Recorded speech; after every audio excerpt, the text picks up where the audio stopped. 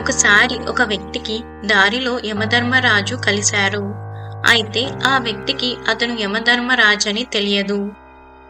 యమధర్మరాజు ఆ వ్యక్తిని తాగడానికి నీళ్లు అడిగారు. ఒక క్షణం గడిచిందంటే ఆ నీళ్లు ఆ వ్యక్తి తాగేవాడే. వెంటనే యమధర్మరాజుకు నీళ్లు ఇచ్చాడు.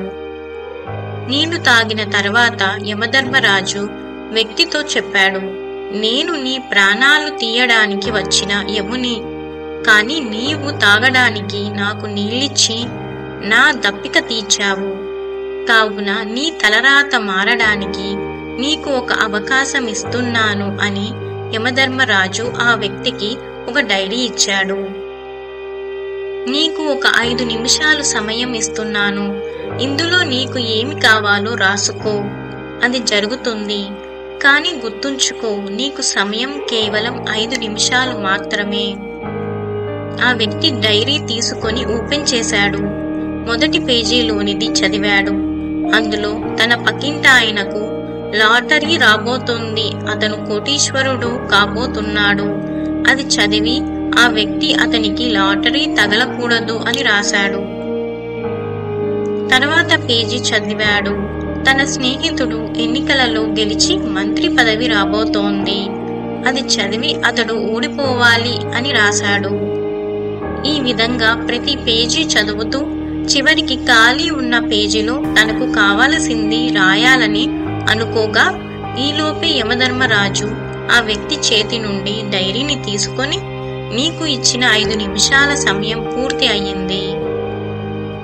ఇప్పుడు నీవు ఏమి రాయకూడదు. నీవు నీ పూర్తి సమయాన్ని ఇతరుల చింతన చేయడంలో సమయం వృధా చేసుకున్నావు. నీ జీవితాన్ని స్వయంగా నువ్వే కష్టంలోకి నెట్టుకున్నావు. నీ యొక్క మృత్యువు నిశ్చితం అయింది అని డైరీ తీసుకున్నాడు యముడు.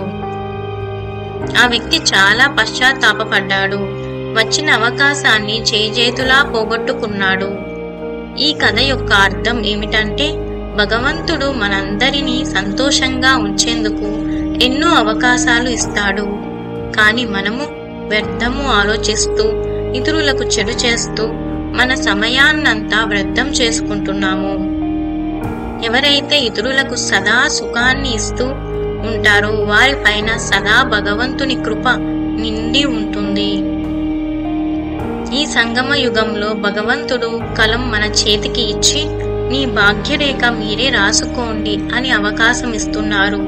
కానీ మనము పరచింతన చేస్తూ సమయము వృధా చేసుకుంటున్నాము. మన సంతోషాన్ని మనమే వంచన చేసుకుంటున్నాము.